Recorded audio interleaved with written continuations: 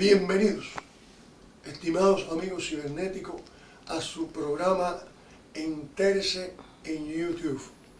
Como ustedes vieron, hace solo unos días hicimos el primer capítulo de la vida de Fidel Castro. Tratamos su niñez, su juventud como estudiante. Hoy, teniendo nuevamente con nosotros aquí ese gran invitado que es el doctor Orlando Trujillo, vamos a tratar el Fidel revolucionario y por último el Fidel tirano. Y con ustedes el doctor Orlando Trujillo. Bienvenido nuevamente. Muchas gracias por invitarme nuevamente. Bueno, nos habíamos quedado en el Fidel que ya está casado, que ya se entrevistó con David Rockefeller aquí en Estados Unidos y demás. Entonces, el Fidel, que el desembarco del Granma, ya hablamos de eso, el levantamiento de Santiago de Cuba. Y ahora vamos a hablar de, en el año 58, se llevó a cabo una reunión del 26 de julio, el movimiento de Fidel y 10 organizaciones revolucionarias más que luchaban contra Batista, se reúnen en Caracas, en lo que se llamó la reunión de Caracas, y ahí se acordó, entre otras cosas, que la transición de la dictadura de Batista o el gobierno que viniera detrás iba a ser un gobierno provisional que iba a durar aproximadamente 18 meses para dar tiempo a que los partidos políticos se organizaran y se organizara a su vez, valga la redundancia, las elecciones del país. ¿Con quién se habló eso? ¿Con quién entre todos? Ese acuerdo, bueno, por ejemplo, por parte del directorio revolucionario, habían 10 organizaciones más el 26 de julio. ¿Pero y por parte del gobierno Batista? No, de Batista nadie. Batista, no, tenemos organizaciones que estaban luchando contra Batista. No, todas ellas estaban peleando contra Batista. Aunque nada más que se habla de Fidel Castro el 26 de julio, habían 10 organizaciones más que estaban combatiendo. Entonces, ese acuerdo estaba vigente. Cuando llegan los últimos meses ya de Batista, el mes de diciembre, ya sabemos, dijimos anteriormente que el embajador Smith le había llevado el mensaje de que tenía que dejar el gobierno, pues el general Eulogio Cantillo, general del Ejército Constitucional de Cuba, se va a reunir con Fidel Castro, se unen ahí en la Sierra Maestra y llegan a un acuerdo. Y se llega al acuerdo de que se iba a crear el gobierno provisional. Cantillo iba a ser el jefe de las Fuerzas Armadas de ese gobierno y Cantillo elige al magistrado más antiguo del Tribunal Supremo, que era Piedra, creo que era Carlos Piedra, no recuerdo bien, era el magistrado más antiguo, el que más tiempo llevaba en el Tribunal Supremo como presidente de ese gobierno provisional que iba a durar 18 meses. Al marcharse Batista, pues Cantillo da por hecho, además el acuerdo Cantillo da por hecho que se va a cumplir ese acuerdo. Entonces le da la orden al coronel Rego, que era el jefe del regimiento número 1 del cuartel Moncada, que era el que estaba a cargo de la guarnición que protegía la ciudad de Santiago, que no haga resistencia, que haya un acuerdo, y Rego entrega la ciudad de Santiago sin que haya combate. Pero ¿qué sucede? Este señor Cantillo cumple con el acuerdo, se empieza a organizar en La Habana el gobierno, ese 1 de enero del año 59, se empieza a organizar el gobierno provisional, pero Fidel Castro, inmediatamente que sabe que Batista se fue, que está en el Cobre, en el pueblo del Cobre, monta tremendo berrinche y dice que no, y llama a una huelga general para frustrar el gobierno provisional.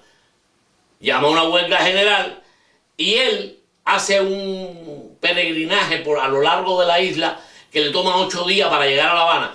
El motivo, la gente dice, no fue un desfile victorioso, no, el motivo era dar tiempo a que los grupos revolucionarios ocuparan todas las estaciones de policía, que se garantizara la tranquilidad y seguridad, que no hubieran grupos armados en la isla que lo pusieran en peligro a él. Y entonces él hizo una marcha lenta para llegar a La Habana, para cuando llegara a La Habana todo estuviera controlado. Yo quiero decir algo ahí, porque en ese algo participé, y es que durante los primeros días del mes de enero, tanto la Universidad de La Habana como el Palacio Presidencial estuvieron tomados por un grupo de estudiantes. No, yo tomé, espera un momento, el Palacio Presidencial lo tomamos 6 muchachos con un revólver 38 cañón corto del papá de uno de mis amigos. Llegamos al Palacio Presidencial por la puerta de Morro, tocamos en la puerta de hierro aquella, nos abrieron la puerta de electrónica, entramos y ya llegamos porque llegamos. Y los soldados, allí estaba la guarnición, pero la guarnición tranquila, yo no tenía ningún problema. El teniente que estaba a cargo, que era un mulato que se comía las aspirinas como si fueran caramelos, nos dijo, no, aquí no hay, nosotros entregamos esto sin problema. Y estuvimos allí hasta las 2:30 de la tarde que llegó el comandante Diego que venía de Pinar del Río. Pero todo eso duró como hasta el día 6 o 7, porque Chomón estuvo a cargo de la parte de la Universidad de La Habana. Sí, y de ahí yo pasé para la jefatura de la policía, donde estaba Alipio Zorrilla Mazorra, jefe de la policía, el primer jefe de la policía en La Habana, y estaba de jefe de la primera estación de policía el fotógrafo. Guayo. No, el fotógrafo que tenía la fotografía en la calle Reina, Moré. Ajá. Moré era el jefe de la policía, la primera estación de policía, y Alipio Zorrilla Mazorra era el jefe de toda la policía en La Habana, que me firmó a mí el documento para que pudiera portar armas. Y ahí llega Fidel desde Camagüey, se dirige a las madres cubanas y dice, ¿armas para qué? Madres cubanas, vayan a buscar a sus hijos. Sí, bueno, eso sería largo, pero no nos vamos a desviar porque si no nos vamos a desviar. En ese momento, ellos bajaron todo, empezando por Fidel lleno de escapulario, rosario, y todo el mundo era súper religioso. Y la iglesia había cooperado. Tenían un capellán en la sierra que era el padre Sardiña, que bajó con un uniforme verde olivo de comandante. El padre Sardiña era el capellán del ejército rebelde. Después Eduardo Bosa Masvidal había ocultado en la iglesia de la Caridad de La Habana, había ocultado a Armando Jar cuando la policía lo estaba buscando. Que Armando Jar era uno de los revolucionarios, después fue ministro de Educación. Y la universidad, el grupo y los estudiantes, mucho de la gente de Acción Católica había luchado contra Batista.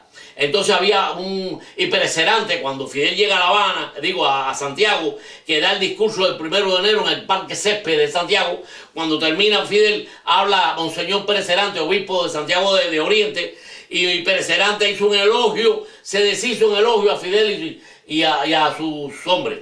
O sea que había una comunión en ese momento, todo era alegría. Es más, cuando en el mundo empezaron a protestar, los periódicos empezaron a cuestionar los fusilamientos en masa, porque en Cuba se fusilaba, en La Cabaña fue el lugar principal, pero se fusiló en casi todos los lugares, hasta en los pueblos de campo. ¿Y en la sierra, maestra? No, ya en la sierra se había hecho algunos fusilamientos. Entonces, los periódicos alrededor del mundo empezaron a hablar de los fusilamientos, de la pena de muerte esa hecha expreso. Y entonces salieron Pérez Cerante y salió el obispo de Matanza, cuyo nombre no recuerdo en este momento, diciendo que aunque la iglesia decía no matarás, los gobiernos tenían derecho a aplicar la pena de muerte cuando era necesario. O sea, defendiendo los fusilamientos. ¿Ok? Y después cuando se hizo la reforma agraria, Pérez Cerante hizo todo un escrito alabando la reforma agraria. Había una comunión, aquello era, el propio Fidel Castro dijo que la iglesia católica estaba demostrando una actitud revolucionaria. Se parece un poco a lo que actualmente mantiene el Papa Francisco. Sí, entonces esta gente siempre está a ver con quién está en el poder. Pero, ¿dónde empieza el conflicto entre la iglesia y Fidel Castro? Porque Fidel Castro empieza a confiscar cosas, ¿no? Pero el problema con la iglesia empieza poquito después, en el mes de febrero del año 59. Porque se hace una ley, la universidad tuvo 3 años cerrada, producto de la revolución y de que la FEU estaba alzada prácticamente, el directorio. Entonces, pero las otras universidades como Santo Tomás de Villanueva siguieron funcionando. Entonces se pasó una ley de que se anulaban todos los títulos que habían sido expedidos por estas universidades, por estas universidades durante esos 3 años. La Universidad José Martí también. Y ahí vino el choque con la iglesia. Porque la Universidad de Villanueva había seguido funcionando, que el rector era el reverendo Kelly, un americano, porque la Universidad de Villanueva era agustina, era de los padres agustinos. Entonces, ahí vino el primer encontronazo y para tratar de zanjar un poco el problema, nombraron a Bosa Masvidal, que tenía fama de llevarse bien con la revolución, como rector de Villanueva. Mandaron a Kelly para acá y se quedó Osama Vidal allí. Entonces Fidel Castro empieza a hacer sus andanzas. En aquel entonces Fidel garantizaba de que él no era comunista. Es más, se ofendía cuando le llamaban comunista. Él decía que su revolución era verde como las palmas y que la revolución era humanista. Hizo un viaje aquí a Estados Unidos. Dio el show aquel de hospedarse en el barrio Los Negros, en Harlem, en el Hotel Teresa, para aquel show que dio él. Y entonces después se fue a Washington, pero en Washington no lo recibió Eisenhower. Nixon fue que lo atendió, y eso a él le molestó mucho. Imagínate que no lo atendiera el presidente. Y la verdad que la visita de él en Washington pasó inadvertida. Entonces de ahí se fue a América Latina, hizo un recorrido por toda la América Latina, Buenos Aires, etcétera, hasta Venezuela, Caracas, donde uno de los miembros de la guardia, de la guardia personal de él, lo cogió una propela del avión y lo mató. Y mientras tanto había dejado en Cuba a Urrutia. No, se había establecido un gobierno, estaba la Fuerza Armada, o sea, la aviación la tenía Díaz Lán, Pedro Luis Díaz Lán, Manuel Urrutia llegó, que fue un magistrado que lo había defendido a él en el juicio, lo nombró presidente, en fin, y nombró muchísimos católicos y protestantes en puestos de ese gobierno primero, que duró lo que un merengue en la puerta de una escuela. Entonces, cuando regresa a Cuba, ya Pedro Luis Díaz Lán se había ido de Cuba y después regresó en un avión y tiró una proclama diciendo que él había escuchado la conversación, que había que dar un poco de tiempo, pero que el sistema que se iba a implantar era comunista. Después Manuel Urrutia protestó porque los comunistas estaban ocupando posiciones muy importantes dentro del gobierno y Urrutia tuvo que asilarse en una embajada. Después con una multitud fue frente al Palacio a gritar paredón. Y después el tercero en esto fue Uber Matos, que lo único que hizo fue presentar su renuncia, porque no quería participar en el gobierno, y por presentar la renuncia lo metieron preso y le echaron 20 años. Porque Uber Matos era el jefe militar de Camagüey. Entonces, revolucionario todo lo que estoy hablando. Entonces, Fidel Castro, quien los había catapultado al poder, quien los habían elevado, que los habían llevado, que le habían dado el poder, eran los fabianos de este país. Pero él sabía, él quería proyectarse en la historia como el gran líder de América Latina. Y él sabía que en América Latina, para poder conseguir eso, él tenía que tener una actitud anti-yanqui. Y le perjudicaban a esta gente. Entonces, ¿quién le quedaba para pararse? La Unión Soviética. ¿Pero cómo? Pues lo que hizo fue que la Unión Soviética había mandado a México una exposición de productos rusos. Y Fidel Castro le manda un mensaje a Anasta Mikoyan, que era el que iba llevando la exposición, que era el ministro de la Unión Soviética, y le dice: quiero hablar contigo porque tengo... Y Anasta le dice: si yo voy allá, los americanos se van a dar cuenta de lo que está pasando y te vas con un problema. Le dijo: no, trae la exposición y ven con ella. Y así podemos hablar tranquilos. Y efectivamente llevaron la exposición para La Habana y hablaron. Llegaron al acuerdo, ahí cortaron, hicieron el acuerdo, y ya con la protección de la Unión Soviética, entonces él confiscó todas las propiedades americanas en Cuba, empezando por las refinerías de petróleo y terminando por la planta eléctrica, por las plantas eléctricas y por la compañía de teléfono. El banco, todo, lo nacionalizó todo. Porque tenían a la Unión Soviética detrás. Y cuando la compañía americana dijeron que ellos no iban a aceptar el petróleo ruso para refinarlo, Fidel dijo: perfecto, se acabó. Y los rusos empezaron a mandarle petróleo. Y los americanos se quedaron sin ninguna propiedad en Cuba. Se confiscaron todas. Ahí no paró. 2 años más tarde Fidel confisca todas las propiedades en Cuba, hasta los puestos de vender fritas, que es una especie de hamburgues cubano que se vendía en la calle, en unas carretillas, hasta eso lo confisca. Todo. No podía haber propiedad privada en Cuba de nada. Entonces él llevó todo ese proceso. En ese proceso empezó una acción contrarrevolucionaria. Grupos que empezaron, se alzaron grupos en Oriente, se alzaron grupos en Las Villas y en Pinal del Río. E incluso en la llanura de Matanza estaba un moreno que le llamaban Tondic, que peleaba en la llanura de Matanza, ahí entre Las Villas y Matanza, que eso es llano. Pues ahí peleaba este hombre. Y en las ciudades estaba la resistencia. La Habana se quedó sin tiendas por departamento porque todas ardieron. El fuego revolucionario, contrarrevolucionario. Se creó, perdón que interrumpa, pues para él a veces todo, pero la participación de uno. En el mes de octubre del año 1959 se crea el Movimiento Demócrata Cristiano. Duró muy poco, duró hasta el mes de mayo del año 61, única y exclusivamente. Y te lo digo, es la participación cívica. El jefe del Demócrata Cristiano en Oriente era el tío de mujer, profesor de la Universidad de Santiago de Cuba, era profesor de ciencias comerciales, Chao, Santiago Moisés. Yo lo vi en La Habana antes de marchar, lo estaban buscando en Oriente, le dije, Chao, no te vayas, que te van a prender. Digo, no, tengo que ir, porque tengo... Y lo cogieron preso, estuvo 5 años preso, lo fusilaron 3 veces. 3 veces lo fusilaron. En falso fusilamiento. Lo llevaban hasta el paredón, lo paraban allí, lo vendaban, preparen, apunten fuego y lo volvían a llevar para la celda. Y cuando lo pusieron en libertad, era un hombre de 6'3". Cuando cayó preso pesaba alrededor de 230, 240 libras. Cuando salió yo creo que no llegaba a 160. Y murió 4 o 5 meses después. Lo dejaron irse para que se muriera. El proceso...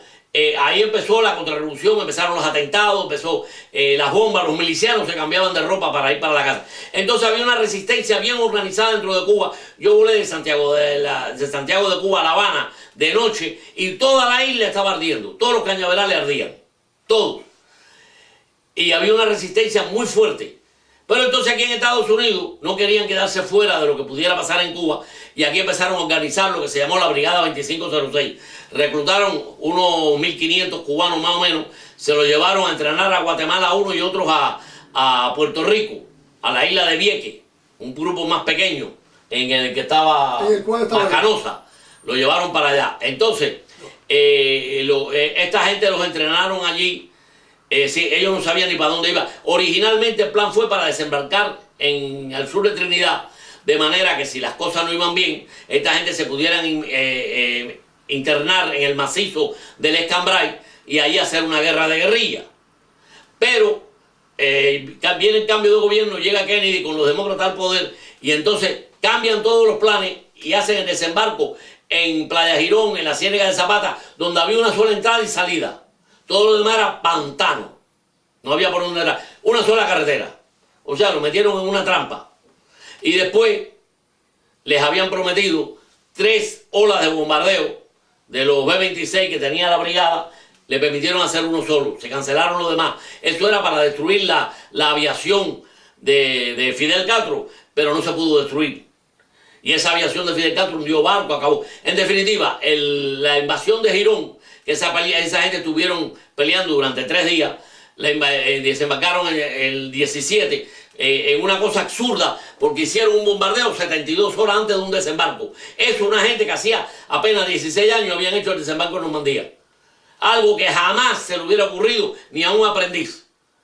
Porque como tú vas... Entonces, ¿qué hizo? Que Fidel Castro metió en la cárcel, en esas 72 horas, metió en la cárcel a todo el que se sabía que no simpatizaba con la revolución. Y ya no cabían en las cárceles y los pudieron en los teatros, los metieron en los estadios, donde quiera que pudiera haber personas. Alrededor de 200.000 personas en un país de 6 millones de habitantes fueron recogidos. Entonces, además, el desembarco se realizó sin avisarle a la resistencia interna. No se le dio el aviso, que había un acuerdo que cuando se fuera a hacer, la resistencia interna se enterara para poder empezar a actuar con acción y sabotaje. No se hizo. El desembarco, Girón fue única y exclusivamente para consolidar el régimen de Fidel Castro. De ahí en adelante, la lucha cada vez fue mermando, la gente fue perdiendo digamos, el entusiasmo, la fe en la victoria, y que quedaron algunos hombres alzados, unos héroes alzados en la montaña del Escambray hasta fines del 64 más o menos, pero eran pequeños grupitos de 15, 14 hombres, y el gobierno ponía 40, 50.000 milicianos a hacer un cerco. Y a darle candela. Sí, a hacer un cerco. Y aquello era prácticamente imposible. Terminaron acabando con esos pocos grupos que quedaban. Y de ahí en adelante, pues, cuando el desembarco de Girón, se acaba de romper las relaciones diplomáticas con la iglesia, porque en la brigada iban 6 capellanes. Y eso lo aprovechó Fidel Castro para decir que la iglesia se había aliado con el imperialismo yanqui en contra de la revolución. Y entonces se acaba de agravar la cosa cuando el 8 de septiembre, el Día de la Caridad del Cobre, que tradicionalmente de la Iglesia de la Caridad del Cobre en La Habana salía una procesión que recorría todo el centro de Habana, pues cuando ya todo el mundo estaba organizado para la procesión y el que les habla estaba presente con la que era, hoy es mi esposa, que entonces era mi novia, llegó un aviso del Ministerio del Interior que decía que la procesión no se podía llevar a cabo. Entonces Bosa Masvidal salió al altar y a través de los micrófonos dijo: señores, no se puede hacer la procesión exterior, vamos a hacer una misa, váyase todo el mundo. La gente allí, sobre todo los jóvenes, pues nos solidandamos, no aceptábamos aquello. Y es más, un grupo de muchachos, en mi presencia, le quitaron un R2 a un miliciano que estaba parado en una esquina allí y trataron de subirse con ese R2 en una torre y un padre jesuita de la Iglesia del Cristo le quitó el fusil y le dijo: ustedes están locos, si ustedes hacen disparos de arriba aquí van a matar a todo el mundo. Y entonces salió la procesión, no con la Virgen de la Caridad porque la iglesia no lo permitió, pero se consiguió una imagen y la procesión salió. Y cuando la procesión estaba bajando por la calle, Manrique hacia Reina, en la procesión iba un muchacho que era del grupo que estaba haciendo la procesión, que se llamaba Arnaldo Socorro. Y Arnaldo Socorro se sube en una reja de hierro con un cartel que decía: con Dios todo, sin Dios nada, y ahí le dan un tiro y lo matan. Entonces recogen el cadáver y hacen ver que Arnaldo Socorro era un héroe de la revolución que había ido allí para oponerse a la paz, cuando Arnaldo Socorro era uno de los muchachos que estaba en la procesión. Se acaba aquello y apenas terminado aquello, una cuestión de unas horas, digamos, después, empiezan a recoger curas y monjas por toda la isla. Había muy pocos curas y muy pocas monjas allá en Cuba, porque habían ido cerrándole las escuelas, le confiscaron todas las escuelas, hasta los hospicios, todo lo habían ido cerrando. Y ya quedaban muy pocos. Bueno, pues 132 sacerdotes, 136 sacerdotes y 43 monjas la montaron en un barco español que se llamaba el Covadonga, en el puerto de La Habana, y los expulsaron de Cuba. Entre ellos iba el que ya era obispo, en ese momento obispo auxiliar de La Habana, rector de la Universidad de Villanueva, y antiguo amigo de la revolución, que se llama Eduardo Bosa Masvidal. Lo montaron en el barco también y lo expulsaron de Cuba. Allí ya prácticamente las relaciones de la iglesia con el gobierno se rompieron definitivamente. Ya hacía rato que jóvenes de la Acción Católica estaban alzados peleando contra el gobierno. Y ya hacía rato que estaban siendo fusilados al grito de "Viva Cuba Libre y Viva Cristo Rey". Hacía rato que los estaban fusilando a los grupos estos. Entonces, posteriormente a esto, ya a este del 8 de septiembre, ya queda roto completamente. Ya el gobierno, cuando se hacían las misas y se hacían los actos, el gobierno llevaba amplificadores y llevaba multitud de muchachos a hacer juego allí. El escándalo era insoportable para que no pudieran la gente asistir a la misa, por ejemplo. Y también amedrentaban y atacaban a los feligreses. En Santiago, en la Catedral de Santiago de Cuba, un primo hermano de mi mujer, Marcos Moisés, fue a defender a unas muchachas que salían de la catedral y que las estaban insultando, y él salió en defensa de ellas. Le dieron tal golpiza que esa noche murió, de la golpiza que le dieron. Así era como ellos estaban. Entonces la gente empezó a coger miedo y no iban a la iglesia.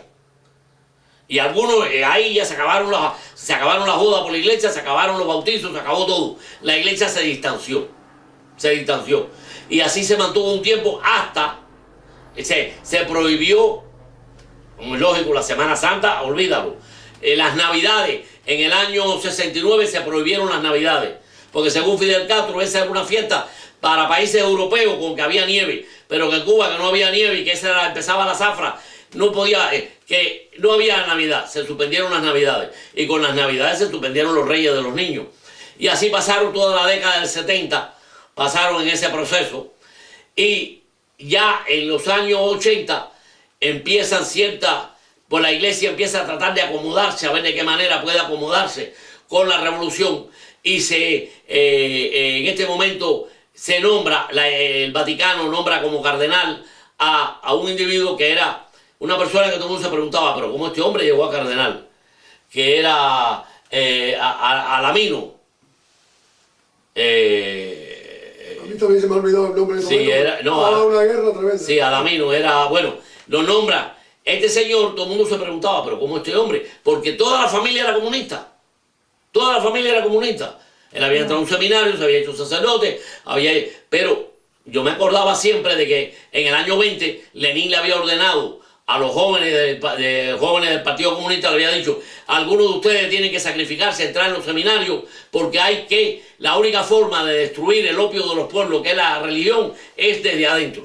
Doctor, vamos a tener que dejar esto para un tercer capítulo, porque definitivamente no se puede hacer esta parte del Fidel tirano así tan rápido. Hemos llegado nada más que al año 61, bueno, ya pasamos. No, estamos en los 70, ya 80. Les prometo que volveremos otra vez con el doctor Orlando Trujillo para terminar o seguir, porque ya veo que esto no es tan fácil terminar. Volveremos muy pronto con el tercer capítulo de esta desgracia que le ha tocado a Cuba por 56 años. Y sin más, se despide de ustedes, dándole las más expresivas gracias una vez más al doctor Orlando Trujillo. Jesús Angulo.